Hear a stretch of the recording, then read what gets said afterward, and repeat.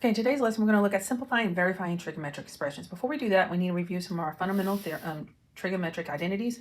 Then we're going to simplify trigonometric identities, and we're going to put those tools together to finally verify trigonometric expressions, which is our final goal.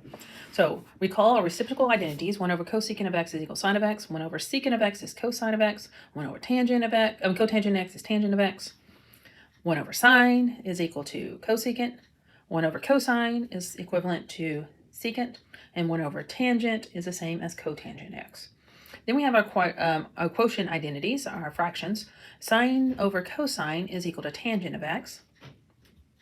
Cosine of x divided by sine of x is the same as cotangent of x. And then we had our Pythagorean identities. Sine squared plus cosine squared equals 1. That's from the unit circle. And then to get the next one, remember, we just take this one identity and divide each term by cosine squared.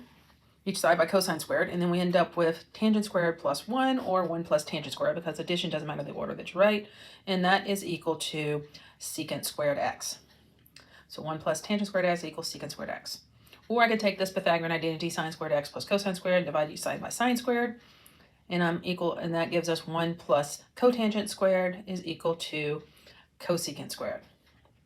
So those are our 3 Pythagorean identities that you need to make sure that you know, and we'll be using them repeatedly.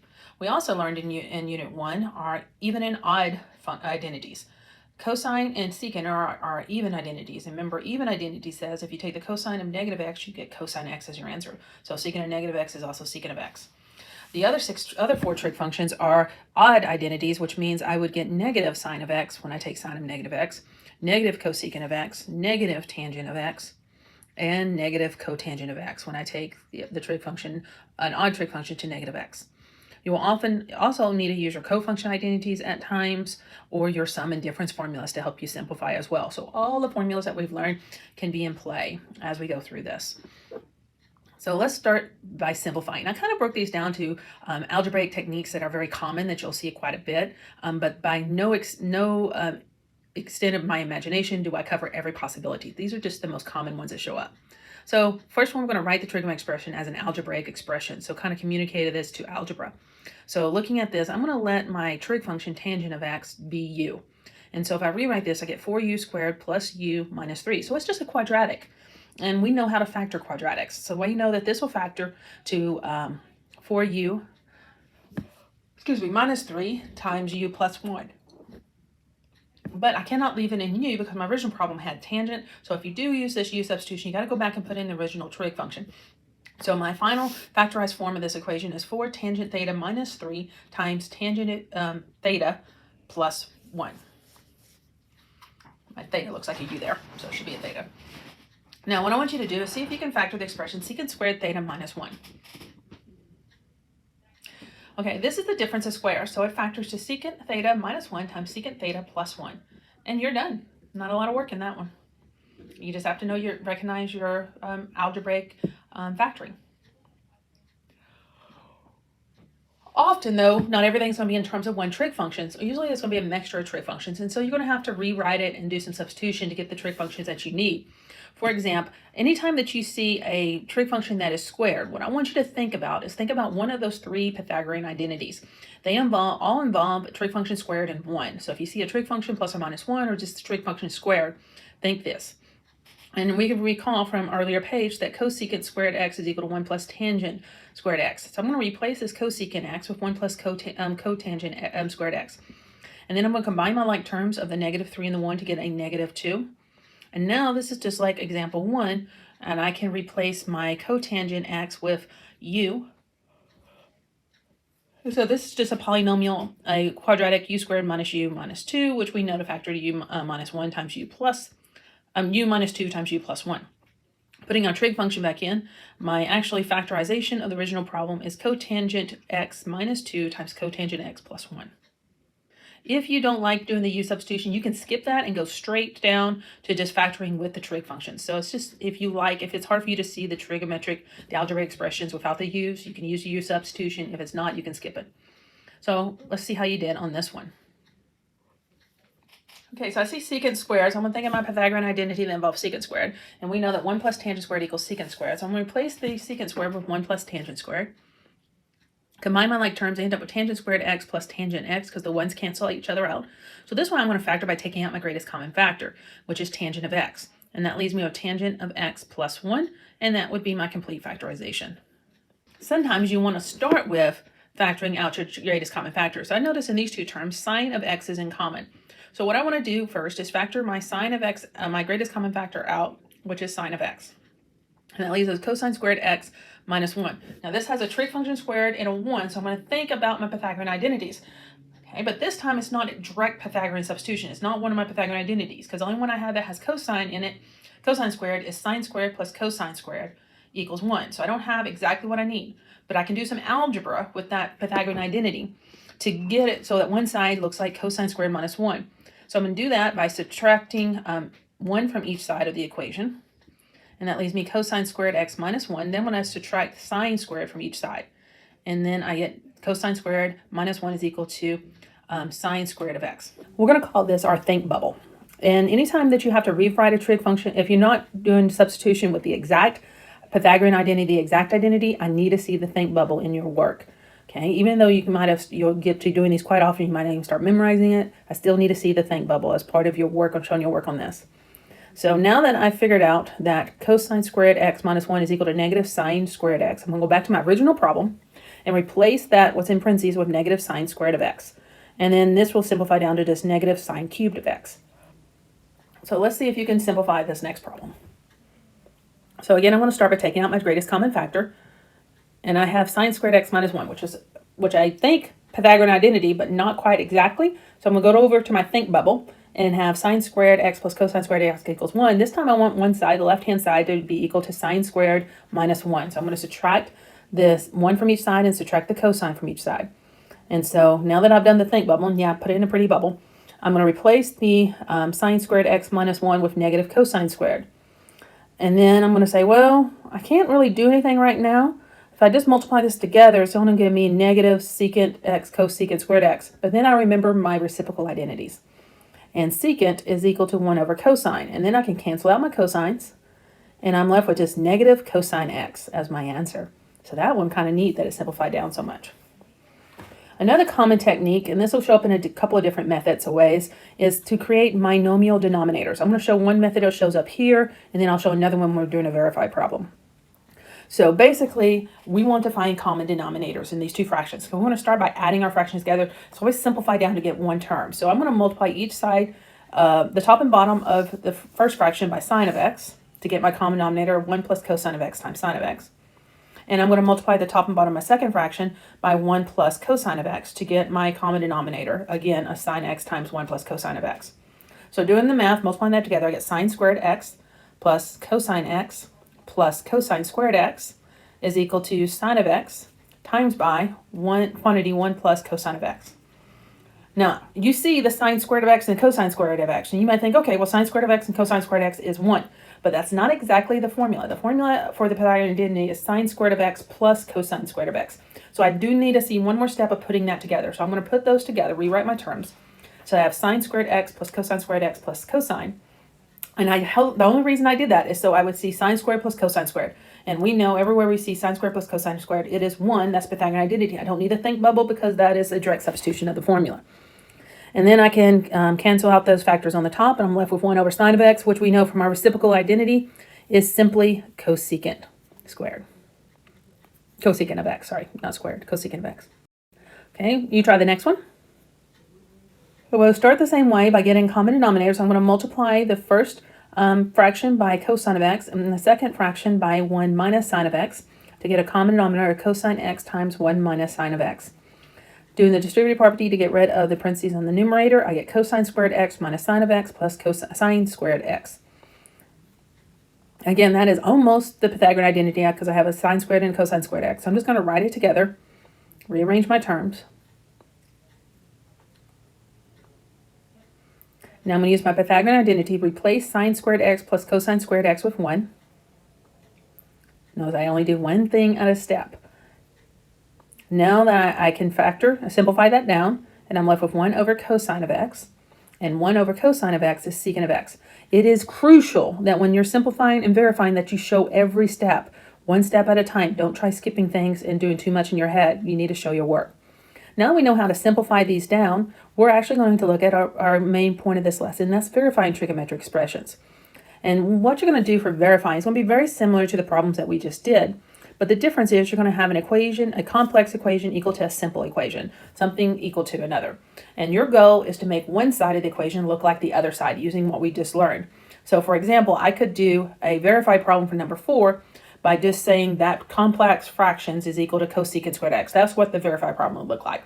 And your goal would be to make the left-hand side, simplify it down until you get cosecant squared. So these, I give you the answer, you just have to figure out how to get there. And these four steps are the best ways to do that. So you want to work with one side of the equation at a time. So pick a side and work with it. The side you should pick is you want to start with the more complicated side, because it's so much easier to take a very complicated expression and simplify it down, like we just learned with simplifying, than to take a single trig function and make it a very complex thing. That's much harder to do. So you always want to work with the more simplified form. Then you're going to look for opportunities to do all the simplifying that we just learned, okay, pretty much. So you're going to look for opportunities to factor the expression in any type of factoring technique that we've learned, or any algebra fractions. We want to look at adding fractions or factors together. You're going to you might need to do squares of binomials, and I'm going to do kind of one like this to make a perfect square binomial. Or you might want to create a binomial denominator. So if you have two terms in the denominator, you want to work and make a single term in the denominator. So those are kind of the first thing you're going to look at. Can I simplify this using those rules we learned? Then the next thing you want to do is you're going to look for opportunities to use the fundamental trigonometric identities. So you're going to use any of those fundamental trigonometric identities, all those formulas that we learned on the first page of these notes, to substitute it down to the trig function we're looking at. But always when you're doing this, look at the side that you're not working with. That's where your end goal. That's the answer you want to get to. That's what you want. And so you want to look at that and see which trig functions you might want to try to get to. And when you're looking at that, remember that our trig functions tend to go in pairs. And that sine pairs up with cosine a lot in a lot of the formulas. And secant pairs up with cosecant. And tangent pairs up with cotangent. So if you see a cotangent or a tangent, you want to kind of work with those two.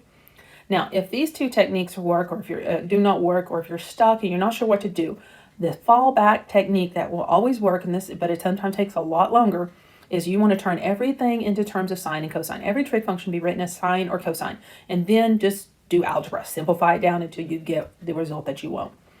These can be a little frustrating at times, especially when you're first learning it. So just try something until you get there. And the more practice you have, the better it'll become. So I'm going to verify this problem. So obviously this left-hand side is it's obviously more complex than negative tangent squared of x. So I'm going to work with the left-hand side.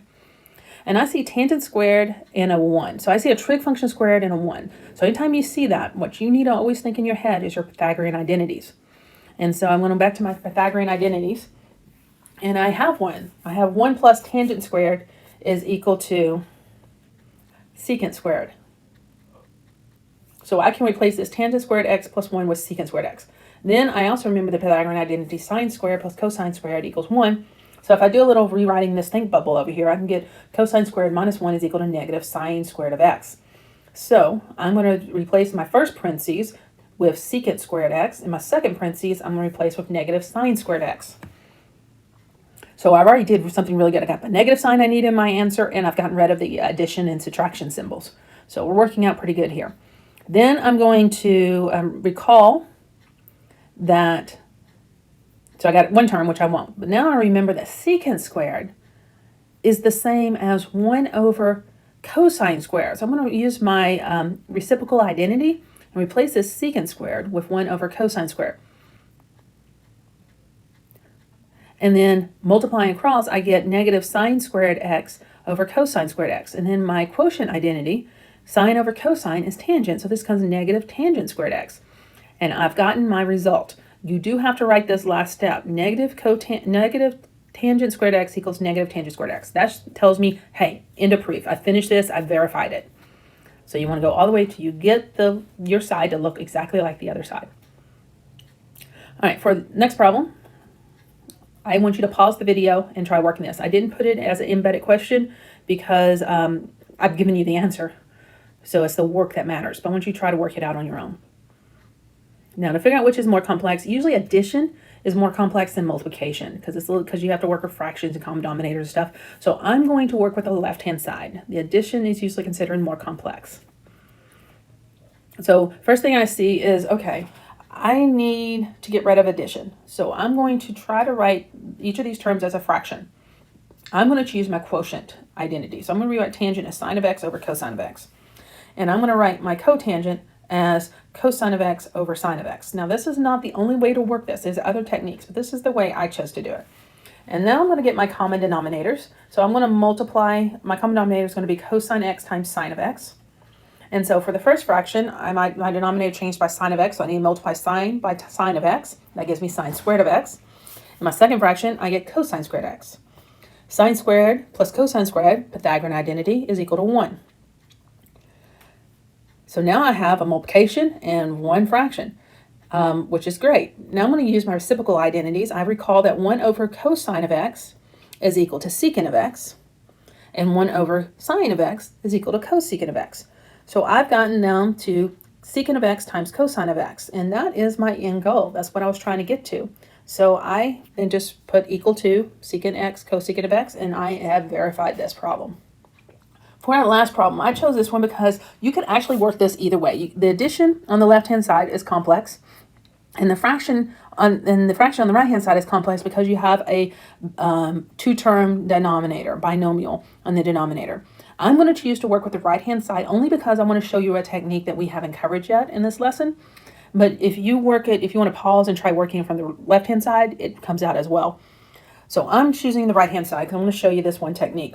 And the one technique of this is we're trying to get a binomial denominator, a single term on the denominator. And one technique to do that is, in order to get a binomial, create a binomial denominator. This is what I'm going to do, create a binomial denominator. So in order to do this, one common technique is multiplying by 1. And you can choose to write 1 any way you want. The way that it works out is if you choose to write 1 by multiplying by the conjugate of the denominator. So I have my denominator is 1 minus sign. I'm going to choose to write 1 plus sign over 1 plus sign. So 1 plus sign times 1 plus, divided by 1 plus sign, that's 1. So I'm choosing to do my conjugate. And the reason why that is when we multiply together, it's going to simplify down to one of those Pythagorean identities. So on top, I just have cosine of x times 1 plus sine of x. And on bottom, I'm going to do the full method. So I get 1 plus sine of x minus sine of x minus sine squared of x, which simplifies down to just 1 minus sine squared of x. And 1 minus sine squared of x, that is a Pythagorean identity. Now, 1 minus sine squared of x is Pythagorean identity, sine squared of x plus cosine squared of x equals 1. Again, I need to do my think bubble to show how I get my substitution because it's not the direct substitution. So I'm going to replace the denominator of 1 minus sine squared with cosine squared of x. Now, I can simplify this down with the cosine, can simplify down with the cosine.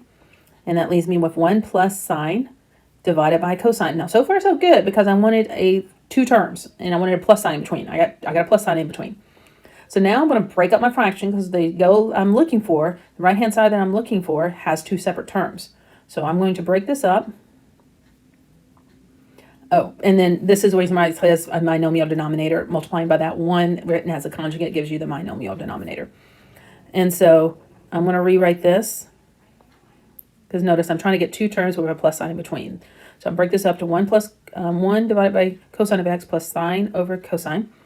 And we know from our reciprocal identity that 1 over cosine of x is equal to secant of x. And sine of x divided by cosine of x by our quotient identity is tangent of x. And I've gotten my right-hand side now, my left-hand side. So I can rewrite that and say I am done. I have verified this problem.